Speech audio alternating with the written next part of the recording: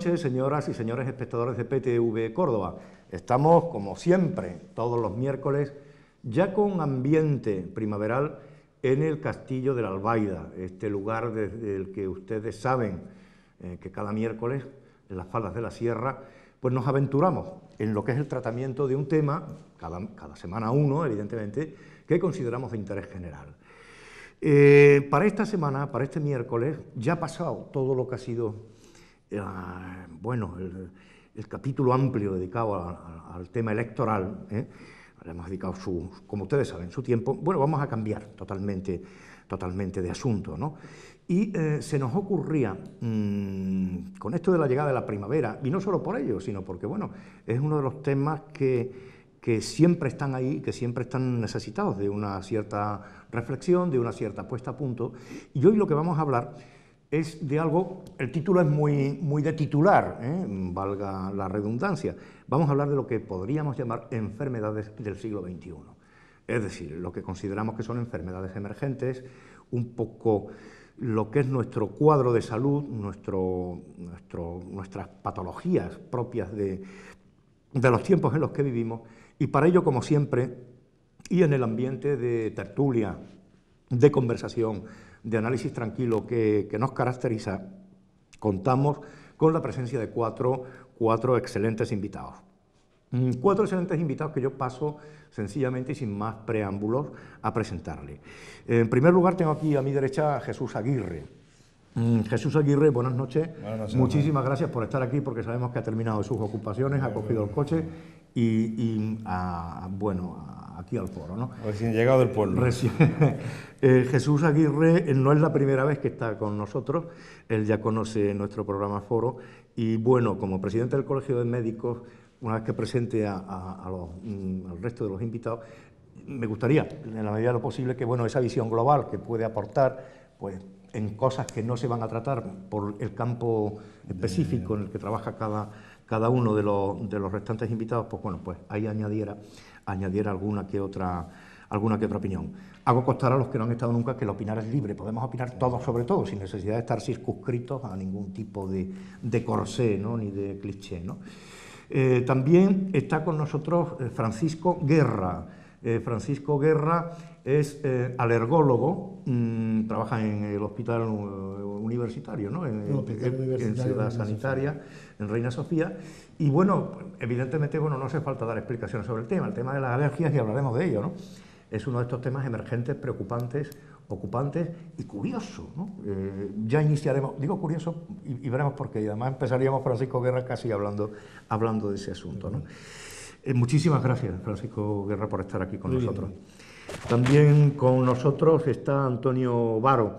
Antonio Varo también es médico del Hospital Universitario, Delegación Provincial de Salud.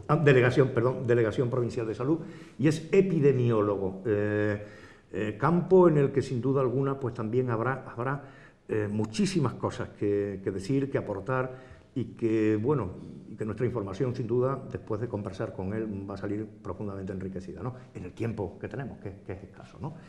Y, bueno, finalmente, a Pedro de Benito. Pedro de Benito, buenas noches. Hola, buenas noches. Bienvenido una vez más, porque Pedro de Benito ya estuvo con nosotros. Pedro de Benito es endocrino o endocrinólogo, y es que se averigua. Y nutriólogo, sí, que la especialidad lleva las dos cosas. Bueno, ocupa una jefatura allí en el hospital, ¿no? Reina Sofía. En Reina Sofía. Y bueno, el tema endocrino, lo que son esas obesidades, anorexia, bulimia, cuadros de nutrición que últimamente incluso en televisión estamos viendo cómo hay determinadas dietas, comidas rápidas, etcétera. Vamos a hablar un poco de todas estas cuestiones, ¿no? Bueno, pues con este excelente cuadro de invitados vamos a dar comienzo a nuestro programa. Y yo, Francisco Guerra, que ponía un poco cara así como de extrañeza, ¿no? Cuando yo decía lo de sorprendente, si me lo permite, y yo ya me callo, es que en una entrevista que hicimos aquí en nuestra cadena a Eugenio Domínguez, rector de nuestra Universidad Botánica. Y, bueno, a Eugenio le preguntaba, como botánico, que qué pasaba con esto de las alergias, tal. Y decía, es una absoluta y neta consecuencia del progreso. Él fue muy contundente en su respuesta, ¿no? Dice, el crecimiento de las alergias es hijo o hija, ese crecimiento es hijo del propio progreso. La pregunta sería, doctor Guerra, ¿qué es lo que pasa? ¿Por qué efectivamente el cuadro de dolencias, ¿no?, vamos a llamarlas así, alérgicas, está creciendo y llega a ser noticia de titulares, incluso en los medios de comunicación, ¿no? Bueno, yo desde luego no sería tan contundente de relacionar solamente el aumento a un solo factor, ¿no? Casi todas las enfermedades que vamos a tratar seguramente como emergentes son enfermedades que tienen la característica que siempre se ha dicho de enfermedades en iceberg, que están ahí, lo que ocurre es que se ven solamente la tercera parte y diferentes factores, no solo un factor, hace que vayan emergiendo y se vayan viendo cada vez más. Concretamente, verdaderamente, las enfermedades alérgicas son emergentes y en el siglo XIX, cuando Brosto describió lo que es la fiebre del heno, que es el catarrus estivalis que le llamó, pues se vio verdaderamente con problemas para reclutar en todo Londres 10 pacientes que tuvieran los síntomas que él quería describir en la publicación. Nosotros, casi todos hemos pasado ya los 25 años de ejercicio y podemos recordar los pacientes que realmente atendimos en nuestras guardias de estudiantes y recién terminada la especialidad, la carrera, incluso en el pueblo, las crisis de asma eran casi anecdóticas, por ejemplo. Había enfermedad obstructiva crónica, pulmonar obstructiva crónica, había patología pulmonar de muchos tipos, pero realmente las crisis de asma que se ven ahora, la rinoconjuntivitis estacional, etcétera, eran verdaderamente anecdóticas. Eso, atribuirlo a un solo factor, al factor del progreso, bueno, se habla, por ejemplo, de que como el anticuerpo que está relacionado, porque en definitiva las enfermedades alérgicas no es más que la puesta en marcha de un mecanismo normal de defensa para eliminar a algo extraño, pues se habla efectivamente de que si el anticuerpo como efector fundamental es la IgE, que antes estaba dedicada a la lucha, por ejemplo, antiparasitaria, y ya ahora los parásitos pues prácticamente son anecdóticos, los niños con lombrices, con osiuros, etcétera, son, pues que eso es uno de los factores. Otro de los factores que parece que puede incidir es que determinados elementos, la combustión del diésel, etcétera, está incidiendo sobre la estructura de algunos factores alergénicos, haciéndolos más, digamos, que se expresen más las proteínas alergénicas. Es decir, pero eso sería únicamente en el caso de la alergia al polen, la polinosis. Pero nosotros tenemos muchos casos, muchos tipos de alergias en las que ese no es el factor, y sin embargo también vemos una incidencia alta de otros tipos de alergias. Vamos abierto a... Realmente es curioso porque ahora podemos estar hablando ya de un 25, un 30% de la población, y cuando empezamos la carrera, la realidad es que no encontrábamos pacientes alérgicos. Yo la de inmunología, clínica, de la alergología, me parece que los últimos datos del informe de 2002, si estás de acuerdo conmigo, Francisco, eran de 7 millones de personas alérgicas en España. Es decir, aproximadamente un 15% de toda la población, ¿no? Y una cosa curiosa al respecto es que precisamente en los países, lo que ha dicho de los parásitos, en los países subdesarrollados los niños prácticamente no tienen alergia, puesto que el sistema inmune está preparado, porque tiene que enfrentarse a muchos virus, muchas bacterias. Sin embargo, aquí, que se puede decir que vivimos en un ambiente limpio, por llamar a alguna persona, de una manera casi estéril, nada preparado. El ambiente limpio no sé yo exactamente, ¿no? Lo que sí que es cierto, con respecto a el problema nutricional, cada uno tira el ascua para sus sardinas. El problema nutricional incide mucho, o sea, lo que parece que está claro es que hay ahora mismo un aumento en general de las enfermedades inmunitarias, de todas las reacciones inmunitarias, sean alergias o sean enfermedades inmunitarias como por ejemplo la diabetes. Y en ello se habla mucho de factores nutricionales también, de desproporción entre determinados nutrientes, ¿no? En determinados componentes grasos de la alimentación y todo este tipo de cosas. O sea, yo creo que es un conjunto de, claro, por ejemplo, de tóxicos. Patólogo, que también precisamente se habla también del factor estrés. Efectivamente, casi todas estas enfermedades, al final, es la acción de algo sobre un receptor. Y digamos que en el equilibrio de la respuesta de ese receptor juega un papel muy importante en lo que es el sistema nervioso neurovegetativo, ¿eh? Y las alteraciones a través del sistema nervioso neurovegetativo, lo mismo da en la diabetes, que a través de la adrenalina que puede producir un incremento un incremento de la glucosa, etcétera. O sea que, y factores también a nivel de los receptores propios, simpáticos, parasimpáticos. Por poner un ejemplo un estudiante que empieza ya ahora con la primavera a preparar intensamente lo que son sus exámenes, tal, puede incluso quedar indefenso, es decir, más expuesto a lo que pudieran ser cuadros alérgicos y demás, por una cuestión de estrés incluso, ¿no? Yo no diría, lo que digo es que precisamente la primavera, puede ser que en la primavera el sistema nervioso neurovegetativo esté más desequilibrado y hay enfermedades que actúan sobre receptores que se expresan más en esa época. Por ejemplo, alergias, pero también enfermedades, por ejemplo, cuando se regula la secreción gástrica neurovegetativa, y ahí está, por ejemplo, la úlcera.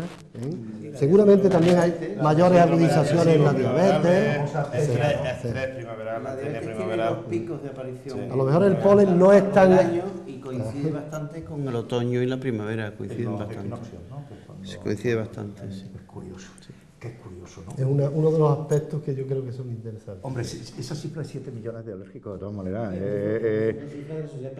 Y bueno, conclusión, hombre, interesante, que es un cuadro en el que interactúan múltiples elementos, ¿no? Desde alimentación... hay, de todas maneras, esa diferencia inmunitaria que parece que se observa, ¿no? Yo no sé si en esto sí es más complicado, quizá que haya estadísticas, ¿no? Pero de alguna manera está abocado, digo el habitante, por llamarlo de alguna manera, de lo que es el llamado mundo desarrollado, a sufrir carencias de tipo, es decir, de defensa, sencillamente, ¿no? Inmunitaria. En ese sentido creo que yo un poco recordando, ¿no?, las palabras de Eugenio, es decir, estamos más indefensos en este mundo confortable que lo que pueda estar tenemos menos capacidad de respuesta biológica. O bueno, concretamente las enfermedades alérgicas no es una disminución de las defensas, sino que es todo lo contrario. Porque lo que hay es una falta de regulación de una respuesta inmunológica normal.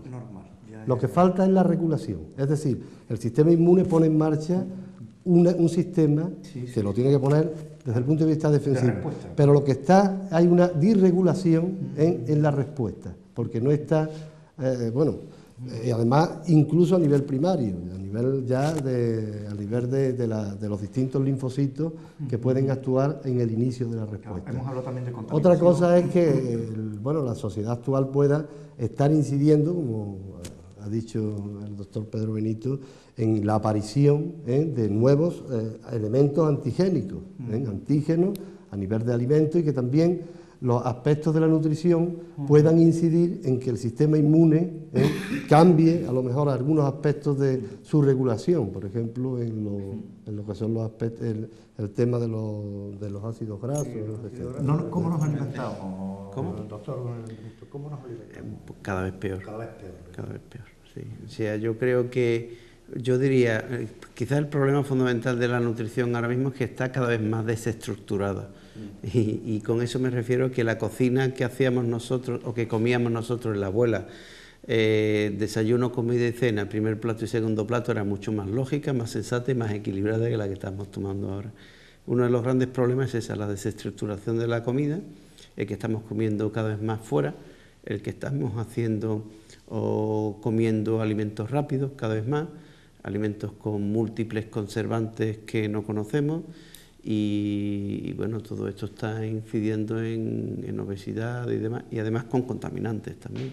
O sea, a nadie se le escapa el problema de la contaminación. Ayer mismo salió en la prensa, ¿no?, el problema de la disminución de los espermatozoides pues eso no, perdón, los gallegos, La Coruña. Los gallegos, bueno, la han pegado fuerte a los gallegos, sin embargo han salido bien parados. Me supongo que estarán buenos los catalanes, que le llamen, pero eso no fueron los catalanes los primeros que lo dijeron, fueron los daneses. Entonces hubo una alarma en que había una disminución del número de espermatozoides en la población danesa y de menos calidad y demás. Y eso en parte se puede justificar por los fitoestrógenos. O sea, hay alimentos que tienen, por ejemplo la soja, que tienen acción hormonal, pero curiosamente hay también algunos productos químicos que tienen efecto estrogénico, que se unen a receptores estrogénicos, por ejemplo DDT y demás. Entonces, los contaminantes, yo creo que nos libramos también de ellos, también incide, vamos. Y está claramente demostrado que la disminución de espermatozoides es por acción estrogénica, pero no por estrógenos naturales, sino por plantas o por contaminantes. Además, el estrés, claro. El estrés, ¿no? Sí, el estrés también influye. Sí. Es una cultura, en el fondo, lo de la alimentación, y quizás estamos un poco perdiendo, ¿no? Lo que son pautas culturales. Lo digo por lo de la... Es sana, además, yo, ¿no? yo creo que, más que nada, nos está invadiendo una cultura absolutamente desequilibrada. Y yo creo que hay un problema fundamental, y yo creo que es muy difícil de luchar contra ello, es la cultura del consumo. Ahora mismo el consumo, bueno, pues ya todo el mundo tiene 4 televisores, 20 coches, 88 frigoríficos, y ahora hay que comer, y comer. Y toda la sociedad está conduciéndonos al consumo alimentario. Y una de las normas básicas de la nutrición es comer con prudencia. Y nada mejora por comer más.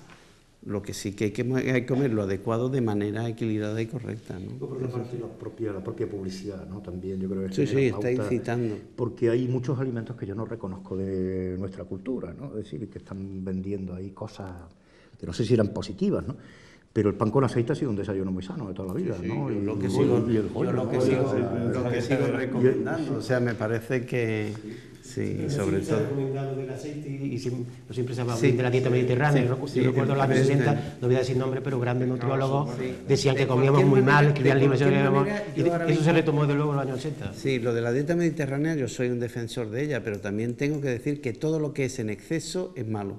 De cualquier manera, yo ahora mismo estoy, por una serie de razones, estoy haciendo encuestas nutricionales, personalmente además, a un grupo de pacientes por un estudio, y bueno, el otro día un señor me decía, ¿cuánto aceite toma usted? Usted no sé, no tengo idea, yo le he hecho un chorrito. Y digo, bueno, ¿y ese chorrito cómo es? ¿Tiene el tamaño de un caño? ¿Tamaño de qué? No, un chorrito.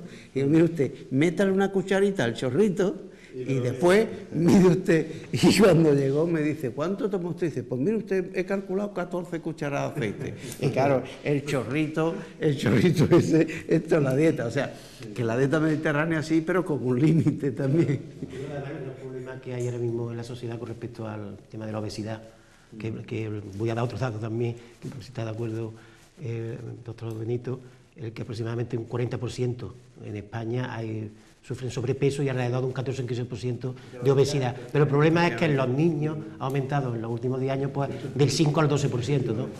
Porque simplemente por el cambio de los hábitos. Y el problema además es que si tomamos como referencia la sociedad americana, tienen un 30 y tantos % de obesidad, y además de manera muy desequilibrada. O sea, la obesidad la tiene más en determinadas razas, que es la raza hispana fundamentalmente, y la obesidad está más relacionada con el nivel cultural también, mucho en Estados Unidos, ¿no? Y aquí se está relacionando también con el nivel cultural. Veía un perfil de persona obesa, lo decían en un estudio de la Sociedad Española de Estudios sobre la Obesidad, y el perfil en España era de mujer, de mediana edad y de nivel socioeconómico bajo. Por eso eran los tres factores, factores que más incidían en la obesidad en España. No sé si es correcta esa información.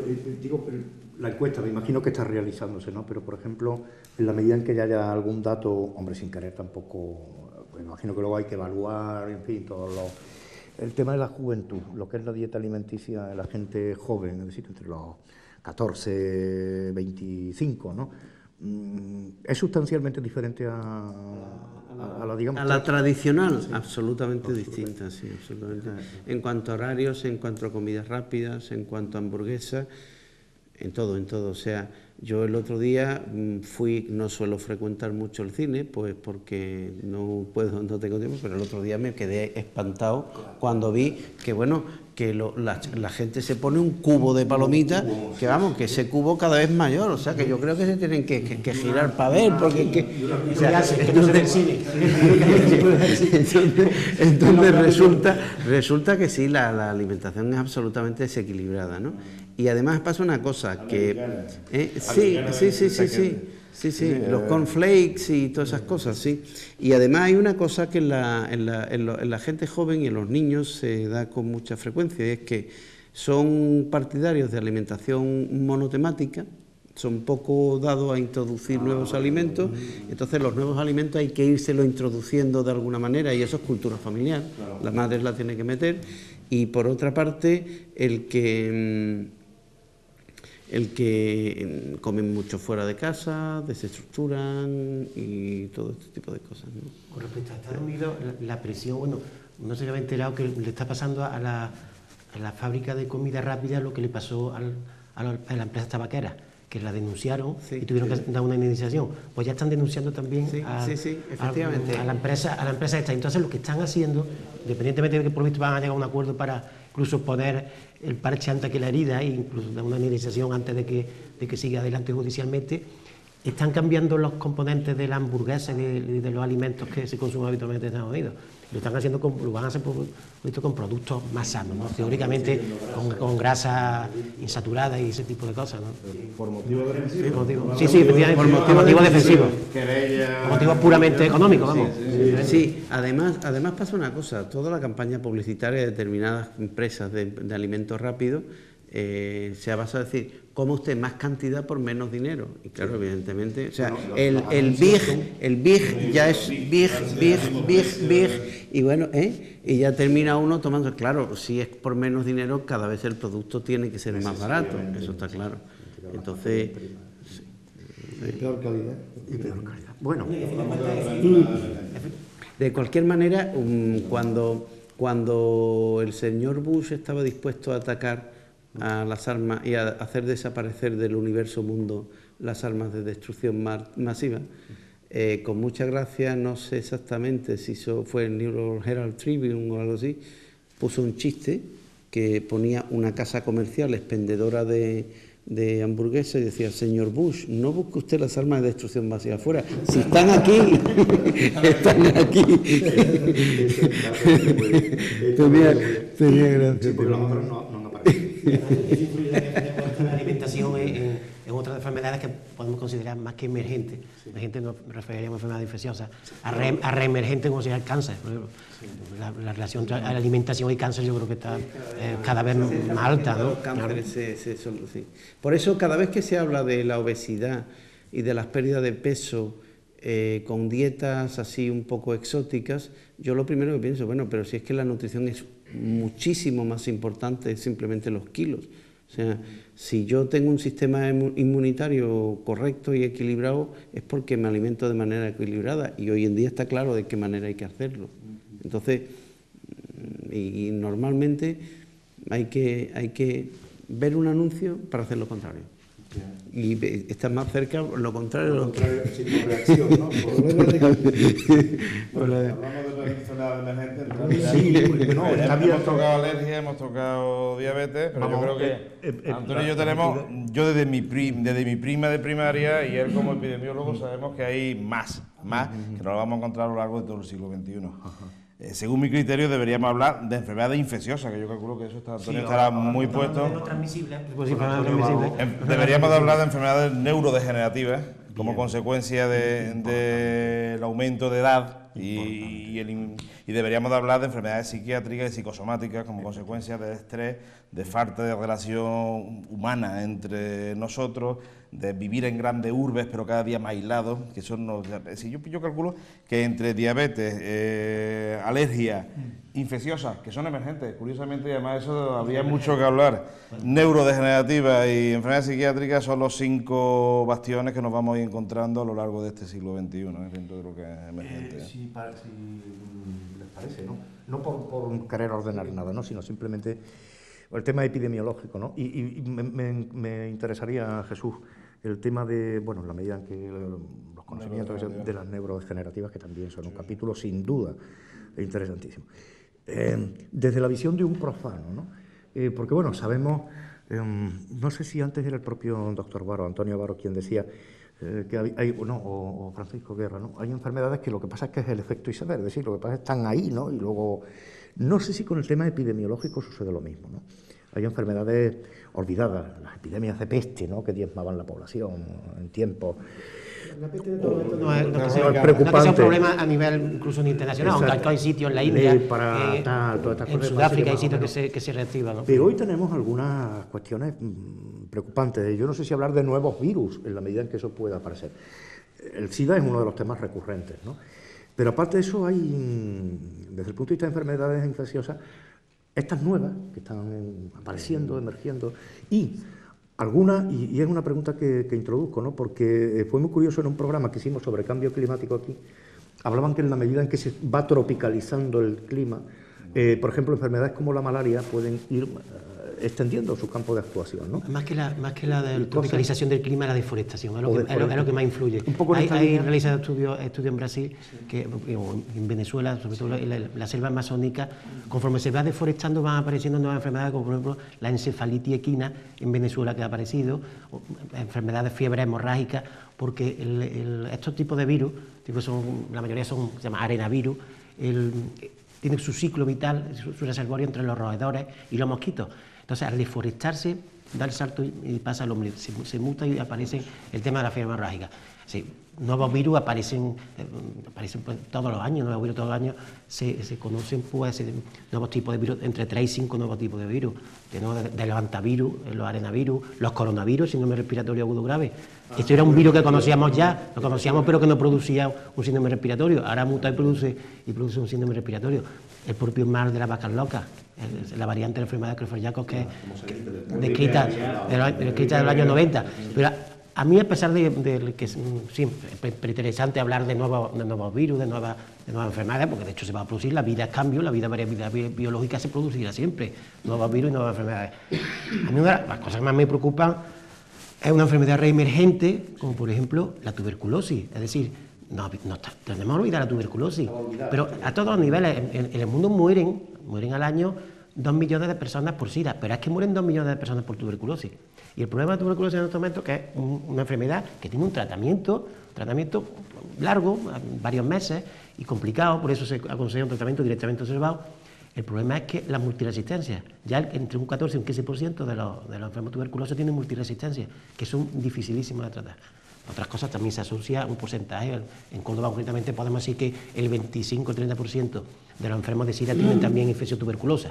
O sea, un dato que puedo dar de Córdoba. Es decir, que el paludismo produce 5 millones de muertes en el mundo.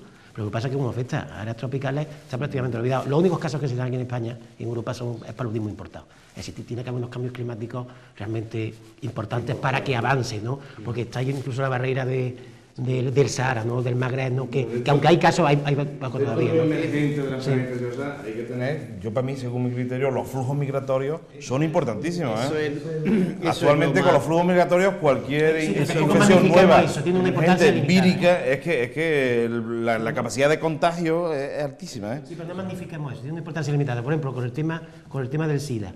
Se dice que las personas que vienen del África subsahariana o los inmigrantes vienen con el SIDA. No, está demostrado por diversos estudios, en Barcelona, en Madrid, está demostrado que la gran mayoría de estas personas que se contagian de SIDA se contagian en España.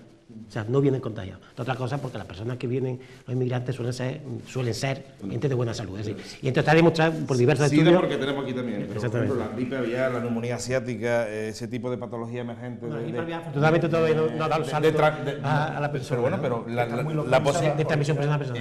Está localizada, pero su expansión a nivel mundial, y lo vimos con la neumonía asiática, fue como consecuencia de los flujos migratorios hacia Canadá, hacia otros sitios. Que igual, que nadie está libre de. Claro, y ahí está relacionado con los alimentos, por ejemplo, se ha prohibido. El coronavirus del síndrome respiratorio agudo tampoco mató a tanta gente para la gran repercusión que tuvo en la prensa. O sea, yo creo que es una cosa. Porque los temas sanitarios son primera página siempre.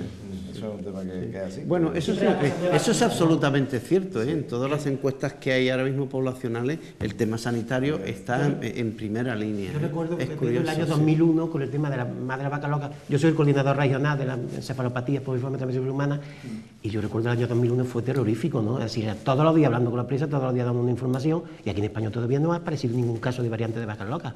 y hay 200 casos en el Reino Unido, ¿no? Es decir, que una enfermedad que se ha extinguido en la vaca loca y se va a extinguir en las personas. Y sin embargo, fijaros, que habla de la repercusión mediática que tuvo.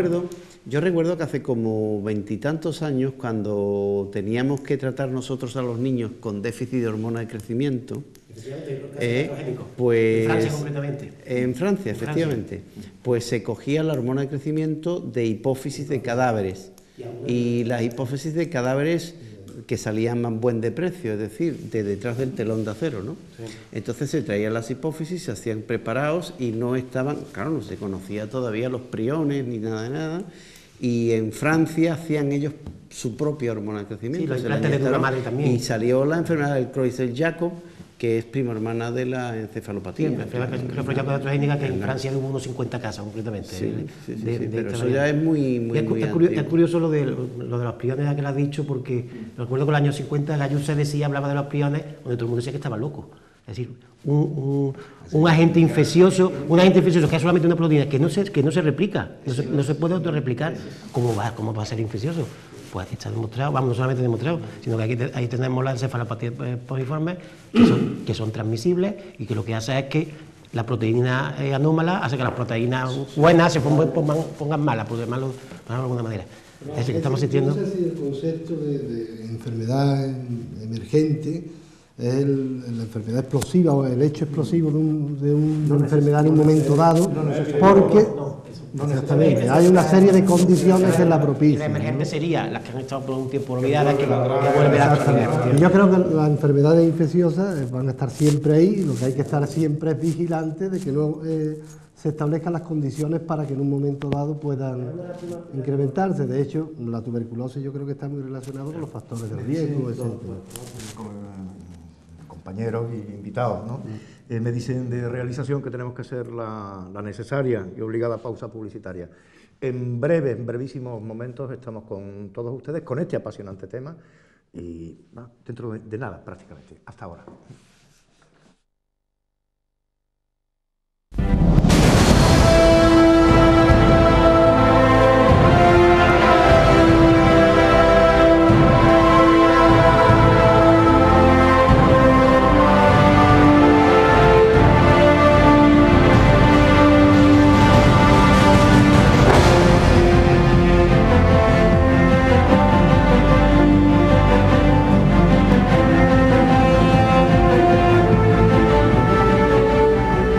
Y bien, señoras y señores, tras esta breve pausa, como anunciábamos, volvemos con todos ustedes hablando de lo que son esas enfermedades emergentes o reemergentes, enfermedades del siglo XXI en definitiva. Habíamos dejado el programa antes de la pausa hablando con el doctor Varo sobre el tema de las epidemias, hablábamos de virus y tal.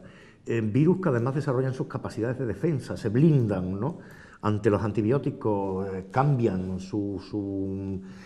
es algo, hombre, que decía para un profano también, que al mismo tiempo es apasionante, ¿no? Porque la primera pregunta que se le viene a uno a la cabeza es si el virus, de alguna manera, es una forma de inteligencia, ¿no? No lo digo en el sentido de ese cuadro de Miguel Ángel casi tocando a Adán, ¿no? No lo digo en ese sentido de la inteligencia de lo divino, pero... es algo que llama la atención, ¿no? Sin duda, creo que una de las características de los virus es su adaptabilidad y su variabilidad genética, su capacidad de variar genéticamente, por ejemplo, el virus del SIDA. ¿Por qué no se encuentra, por qué es tan complicada una vacuna contra el virus del SIDA? Por la variabilidad genética del propio virus, que en las propias replicaciones pueden producirse fallos, pueden producirse mutaciones. Entonces es difícil encontrar una vacuna con un solo antígeno que vaya directo y que luche contra el virus del SIDA. Entonces, en ese sentido, pues uno de los grandes retos, sin duda, de las enfermedades de las medicinas del siglo XXI, es encontrar nuevas vacunas que afronten este problema de la variabilidad genética de los virus, concretamente con el virus del SIDA, ¿no? La tuberculosis, ¿no?, que hablábamos antes de que efectivamente... Bueno, incluso contra tratamiento contra los virus, o sea, sabe que los virus no tienen tratamiento, ¿no?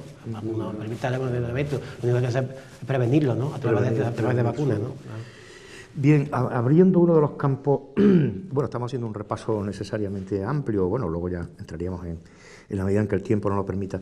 Uno de los temas que introducía el doctor Aguirre, y es verdad, ¿no?, que es importante y hablaremos también de si tiene que ver algo también con las culturas, ¿no?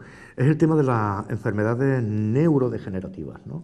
Estamos hablando de Alzheimer. Estamos hablando de las enfermedades degenerativas del sistema nervioso Otro de los central. males también un poco de nuestro... Esa yo pienso que es el paradigma de lo que llamamos enfermedades del siglo XXI, son las enfermedades neurodegenerativas. Primero porque la edad, la esperanza de vida es mucho mayor. Luego hay mayor tiempo para que afloren al exterior este tipo de patologías que antes se veía menos. Y segundo, los costes sociales. Tengamos en cuenta que quizás el coste social y económico más alto que se lleva dentro de lo que es la patología emergente sean las enfermedades neurodegenerativas. No solamente el Alzheimer y otras enfermedades neurológicas, por trastornos vasculares, trastornos metabólicos, que también llevan aparejado este deterioro físico y psíquico de la persona, con una esperanza de vida alta, con unos cuidados paliativos muy bien llevados, con un cuidado tanto de enfermería como de fisioterapia, lo cual hace que se alargue más esta expectativa de vida de estos enfermos crónicos. Luego lleva aparejado un gran coste social y económico que yo espero que los ministerios de Sanidad, bueno, y además se vea a través del Ministerio de la propia Consejería, los planes específicos para abordaje de este tipo de enfermedades y el presupuesto tan grande que se lleva dentro de lo que son los presupuestos sanitarios de tanto la Consejería como del propio Ministerio de Sanidad. Así que eso hay que tenerlo en cuenta y yo pienso que las tenemos, que van a estar ahí, que son de difícil tratamiento, que son de difícil prevención actualmente y que aparecerán a lo largo del futuro medicamentos muy buenos para este tipo de enfermedades, pero lógicamente, como está pasando ahora mismo, con un coste muy alto, un coste económico muy alto. Se están ensayando algunas vacunas, creo, contra el Alzheimer, ¿no? Sí. Pero tratamiento específico para Parkinson, que entra también dentro de esta patología. Yo creo que el punto adecuado ya son los cuidados. Es decir, que eso es realmente lo importante, una red de cuidados Social, de cuidados sociales que atienda a estos enfermos. Un apoyo a la familia. Un apoyo a la familia, efectivamente. Yo creo que ese es el punto clave de una enfermedad importante, como ha dicho eso del siglo XXI. El tema de, por ejemplo, Alzheimer, ¿no? O Parkinson. Hay una componente cultural, quizás, me pregunto, en estas... Lo digo porque pensando en sociedades tradicionales, ¿no? Donde, digo por la figura del anciano... La estructura etaria de la sociedad, ¿no? Yo creo que la estructura etaria, como lo ha comentado Jesús, el envejecimiento de la sociedad... a mayor esperanza de vida, es decir... mayor posibilidad de ese deterioro neurológico. Pero lo que está preguntando es si hay un desequilibrio entre poblaciones. También. Si hay alguna población en la que se da más y en la que se da menos. Efectivamente, cultura según cultura, según... A nivel occidental no creo que haya ningún tipo de desequilibrio. Se están haciendo estudios de diversas razas. La raza negra, concretamente de Estados Unidos, al parecer es inferior la incidencia de Alzheimer, pero en fin, tampoco son un estudio muy definitivo al respecto. No hay en principio una evidencia de que hay relación con la raza, ¿no? Hay relación con la edad, ¿no? Sí se está descubriendo un componente hereditario en Alzheimer, sobre todo en personas jóvenes cuando se refiere a 50 años, sí hay un componente ya. Yo siempre distingo eso entre esa enfermedad de Alzheimer que puede empezar en la edad joven, a los 50 y tantos años. Que tiene un componente hereditario. Seguro que todas esas enfermedades tienen un componente hereditario y después tienen una serie de factores precipitantes y eso sí va ligado a la edad. Pues claro, lógicamente, mientras más se vive, más posibilidad hay de que esos factores genéticos hereditarios se manifiesten. Y realmente eso está ligado fundamentalmente también al desarrollo, porque el desarrollo es lo que está condicionando una mayor supervivencia de nosotros, ¿no? Ahí se avanza mucho. El descubrimiento del genoma humano, yo creo que es fundamental para conocer las implicaciones de los genes, las implicaciones genéticas y todo este tipo de enfermedades. El siglo XXI es el genoma humano. De hecho, se habla de genes de buena salud, es decir, se están haciendo estudios en Estados Unidos sobre determinadas poblaciones que tienen mejor salud y más protección con respecto a otras enfermedades para saber cuáles son los genes supuestos que posibilitan eso, encontrar incluso los fármacos adecuados, ¿no? Para iniciar ya una prevención también. Ese es el problema, de que los patentes empiezan a ser internacionales. En cualquier caso, yo también diría lo mismo, o sea, los genes son 30 y tantos mil nada más. Es mucho más importante la expresión de los genes y quizás la proteómica que la genética. O sea, un mismo gen puede transformarse en muchas proteínas, muchísimas. Lo que dijo el doctor Guerra al principio, Es decir, las enfermedades son multicasuales, es decir, que no solamente influye, multifactorial no influye un solo factor, ¿no? Son muchos los factores, posiblemente uno más importante que otro, sin duda, en cada enfermedad, ¿no? Pero que no patenten los genes. Y en los genes, pues, claro, las características no, son públicos, de los el genoma humano es público. transferencia, la capacidad de... El genoma humano es público ahora mismo. Pelea de la empresa Celera, Sí. que lo quiso patentar. Y Craig Venter, sí. un gran problema, pero afortunadamente no se puede. Sí, llegar a un acuerdo y es público, el genoma humano es En público. internet se publicó ya todo lo que es Porque el futuro sanitario es el genoma humano. Todo el desarrollo de investigación genética ese es el De futuro. todas maneras, ya sí bajé, y algunos de los grandes, ¿no? Que creo que sí que tienen algo ya avanzado en el tema de patentes, ¿eh? Creo, ¿eh? Tampoco me hagan mucho caso. Es que no solamente el tratamiento, también por el tema del diagnóstico. Exactamente. ¿no? Diagnóstico. Lo que patentan son o microchips o determinados procedimientos diagnósticos de determinadas cadenas, mutación, modificación, pero no el conocimiento del genoma, creo. Sí, pero por ejemplo, en mujeres, respecto al cáncer de mama, que también es el primer cáncer en mujeres, que es un problema importantísimo, el cáncer de mama hay dos oncogenes, un oncogene, el BRCA, si no me equivoco, el 1 y el 2, que predispone a determinadas mujeres a padecer este tipo de cáncer, es decir, un componente hereditario. Entonces se está incluso estudiando que el tamoxifeno se emplee como para prevenir esta enfermedad, ¿no? La diabetes, por ejemplo, es uno de los temas. También se ha podido leer estos días en la prensa, ¿no? Y se hablaba de que casi no sé cuántas personas de cada no sé cuántas, no recuerdo los datos exactamente, ni siquiera sabían que eran diabéticos, ¿no? Sí. Es un tema que también un poco... 50% es la cifra. Lo que pasa es que yo creo que ya los sistemas sanitarios van avanzando y cada vez esas cifras están reduciéndose menos, ¿eh? El 50% de diabéticos mellitus tipo 2 no se conocen como diabéticos.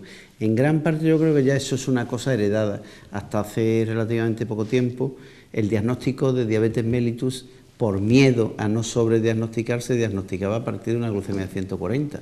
Y es que la diabetes ya es enfermedad mucho antes de la glucemia de 140. Entonces se ha bajado y la hemos puesto en 126 y probablemente habría que seguirlo bajando. Lo que pasa es que, claro, entonces sería todo el mundo diabético, ¿no? Sí. Porque digamos que las alteraciones vasculares derivadas de la diabetes empiezan ya con cifras de glucemia anteriores a 126. A 126. 126. La tensión, que está cifrada a 140, 190, pero ya lo están bajando en el último consenso a 120 y 80, y llamarían prehipertensivo. Pero claro, no es que haya tanto sin diagnosticar de hipertenso. Yo soy primaria de hipertensión y diabéticos. Todos sabemos, los que trabajamos en primaria, que el 98% de mi cupo se hace una analítica de glucemia y se toma la tensión como mínimo una vez al año, y todos sabemos lo que es la frecuentación. Lo único que pasa es que es los criterios de lo que es la prediabetes, los criterios de lo que es las cifras tensionales, por lo mejor varían entre mi criterio y el criterio de la Sociedad Española de Diabetes o de Hipertensión, y a lo mejor no entran en ese grupo para ese tratamiento, pero que la persona, que el ciudadano de a pie de Córdoba está muy sensibilizado y acude quizás con excesiva frecuentación al médico para hacerse esta analítica y este control de hipertensión, sí que... Creo que es totalmente oportuno. Lo del 50%, primero yo creo que habría que revisar las cifras, y segundo yo creo que es globalmente en sistemas sanitarios como el nuestro, yo no creo que sea el 50%. Aunque desde luego uno en muchos sitios ve que, sobre todo varones, no se han hecho análisis en la vida porque siempre están muy bien y demás, pero esa cultura ya está cambiando. Yo creo que incluso ahora está viendo... Se hace una detección, casi todo el que está trabajando se hace al menos una vez al año su tensión, su fondo de ojo y su analítica, y por supuesto glucemia entra. Luego se van haciendo canales de tensión y yo pienso que no hay esas cifras. Cuando las leo yo siempre me sonrojo un poquito. Sería pues para cantar un mea culpa a los médicos de primaria de que se nos escape un 50% cuando tenemos una frecuentación tan alta dentro de los de primaria. Como una incompetencia nuestra, no, ni mucho menos. Ya, pero que dudo que esa cifra, como tú has dicho, que a lo mejor, según los criterios, pues unos tratamos pues cuando está por encima de 110, 115, 120, y vosotros pensáis que por encima de 108 ya debería de entrar dentro de lo que es prediabetes, diabetes tipo 2, quizás hay un... Yo creo que habría que condicionar, bueno, en cada individuo también otra serie de factores, por ejemplo, factores hereditarios, etcétera, y ir no solo ya al estudio basal, sino también al estudio de provocación, ¿no? Es la mentalidad también en alergias. En alergias también hacemos, en el caso de la sobrecarga, o en el caso de la hipertensión, pues estudiarlo y además tener bien cuándo hay que diagnosticar una hipertensión, y cómo hay que tomar la atención, en qué criterios, etcétera, y homologar todo eso, y sobre todo en individuos que tienen en su familia factores de riesgo, es en los que habría que insistir más en prevención. Quizás habría que actuar más en tema preventivo, tanto en hipertensión como en diabetes. Estas que son hereditarias también, que son muchas veces, o sea, que son cosas detectables, ¿no? Puede ser un dato importante en un momento dado, pero a lo mejor es una conjunción de factores. Glucemia o una determinada cifra, de hipertensión, hipercolesterolemia. Estamos hablando de medicina preventiva. Eso es medicina del futuro, ¿verdad? Estamos haciendo diagnósticos en salud cada día es menos lo que es medicina demanda, y además indica un criterio de mala calidad. Cada vez más la medicina preventiva. Lo que hacemos, bueno, te estoy tratando del ácido úrico de hipertensión, te estoy tratando no sé cuánto, pero estoy evitando que tengas luego un colapso cardiocirculatorio, pero estoy haciendo una preventiva, te estoy alargando la vida, está mejorando un poco. Con calidad. Yo quiero dogmatizar con respecto a la prevención, ¿no? Otra cosa porque me dedico también, es lo mío, ¿no? Pero, por ejemplo, el tema de la estatina, ¿no? El tema de la estatina, un fármaco que hay para prevenir la hipercolesterolemia y enfermedades cardiovasculares. ¿Tú sabes cuánto se gasta el sistema en estos momentos? La factura farmacológica, 200.000 millones de pesetas. Se gasta. El 5% del gasto sanitario total. Que quizás debería gastarse más. Sí. No, pero yo para mí debería gastarse más, pero no en estatina, sino en prevención y de hipertensión, de tabaco, de colesterol y de obesidad, que son realmente las causas que provocan las enfermedades cardiovasculares. Claro, o sea, yo lo que creo que hay que meter una idea en la cabeza de la población desde que tienen, de los niños de que tienen uso de razón. Hay que tener una higiene de vida, porque es la mejor manera de prevenir todas las enfermedades. Y la higiene de vida es comer como Dios manda, es hacer un ejercicio físico, tener hábitos saludables. Y yo diría más que además no lo he visto reflejado en ningún sitio. La higiene de vida para mí también es la higiene psíquica. Uno se tiene que cuidar psíquicamente, y eso lo puedes y lo debes de hacer. Lo puedes y lo debes de hacer. La psiquiátrica, psicosomática. ¿Cuánto estamos viendo ahora mismo de contracturas, de cervicobraquialgia, de problemas de hernias discales, de problemas de muchísimo? Tienen un componente físico, pero un componente somático muy grande. Y quizás ahí habría que valorar. Para llegar a eso, pues habría que valorar lo a gusto o no a gusto que estás trabajando, el estrés, el mobbing, y veremos cómo esas enfermedades son emergentes, musculoesqueléticas, como se les llama ahora, pero que están muy ligadas con las psicosomáticas. Sí, y todos los que estamos estresados, ¿quién de nosotros no se ha levantado en el cuello así y está ahí? Es como los gatos, cuando te pone nervioso un gato, ¿qué hace? Contrae los músculos a nivel de cervicales. Nosotros igual, el estrés nos provoca una contractura a nivel de cuello que nos lleva aparejado por unas molestias y unas dolencias que al final llevan aparejado otro tipo de trastornos de tipo óseo. Pero son enfermedades emergentes de futuro. De ahí el gran boom de la fisioterapia como tratamiento de este tipo de patologías. Hablaban de la mano de lo que decía, hablamos antes de un fármaco, ¿no? Estatina para el colesterol. Bueno, hablando y de la mano del tema de fármacos, y me disculpan ustedes por la palabra que es un poco rara, pero que también parece, no sé si existe especialidad, en algunas facultades que existe, de lo que se llaman enfermedades iatrogénicas. Es decir, estas enfermedades iatrogénicas son enfermedades provocadas por el propio uso de los fármacos, ¿no? Hoy día el consumo de fármacos, por cuestiones obvias, ha aumentado. Efectivamente, ¿no? Hasta el punto siempre está ligada a la acción del médico. Y esta enfermedad también, digamos que es una enfermedad que va ligada al consumo de... y nueva en el sentido de que todavía incluso está, digamos, como especialidad. Está todavía los médicos la conocemos perfectamente, los efectos adversos secundarios de los medicamentos que utilizamos, y cada vez somos más farmacólogos clínicos, tenemos que ser más farmacólogos clínicos. Me parece fundamental el concepto de que tú tienes que saber lo que estás dando, cómo actúa, qué hace, qué efectos secundarios tiene para precaverlo. Y en eso se diferencia mucho la farmacopea oficial de la homeoterapia y de muchas cosas, que no sabes exactamente qué haces, ni cómo actúas, ni qué tienes que hacer para prevenir los efectos secundarios. Entonces, yo creo que cuando se hace una cosa se debe saber por qué y para qué se hace, qué espero conseguir, qué efectos secundarios voy a tener, y debo de hacer un balance. Por ejemplo, una aspirina. Yo cuando me tomo una aspirina espero que me va a quitar el dolor de cabeza, pero me estoy sometiendo al riesgo de que pueda sangrar. Entonces, en base a probabilidades, yo decido, voy a beneficiarme más del dolor de cabeza que de la posibilidad de hemorragia. Luego me tomo una aspirina, pero todo en farmacopea es así. No sé si un poco exagerado, de que el 30% de las urgencias hospitalarias estamos relacionados con el mal uso y el abuso de los medicamentos. Fijaros, el 30%. Altísimo, una cifra muy alta. Y cada vez más. Cualquier medicamento mata, solamente depende de la dosis. Por eso que hay que diferenciar entre lo que es iatrogenia, que cada vez hay menos, porque primero el médico, el fármaco, cuando ya sale al mercado es muy conocido, porque los ensayos clínicos, etcétera, cada vez son más rigurosos. El médico tiene más conocimiento de lo que está utilizando, y igual en los recursos terapéuticos. Y otra cosa es el mal uso del fármaco por parte del paciente, o la mala prescripción también a veces, o los efectos secundarios que puedan aparecer. Las interacciones también hay mucho, eso es un problema. Creo que nos queda un minuto. Si alguien, porque el tiempo ha pasado, alguien porque se haya quedado sobre la mesa o tenía intención de manifestar algún tipo de comentario que se ha quedado ahí en el tintero. Eso daría motivo incluso para consideraciones éticas, el tema de la clonación terapéutica, eso sería para un programa entero, me parece a mí. No, ya haremos un programa sobre ello, sin duda, no, y además tema apasionante. Bueno, yo, si se me permite, me da la impresión de que vamos a estar todos de acuerdo, ¿no? O por lo menos una de las cosas que he aprendido, además de verdad, importantes en lo que ha sido el foro de hoy, es, de la mano de todo lo que han manifestado cada uno de los participantes, es ese sentido de la enfermedad vista desde global, en el sentido de que desde cómo el medio ambiente puede provocar esos virus por la deforestación, etcétera, ¿no?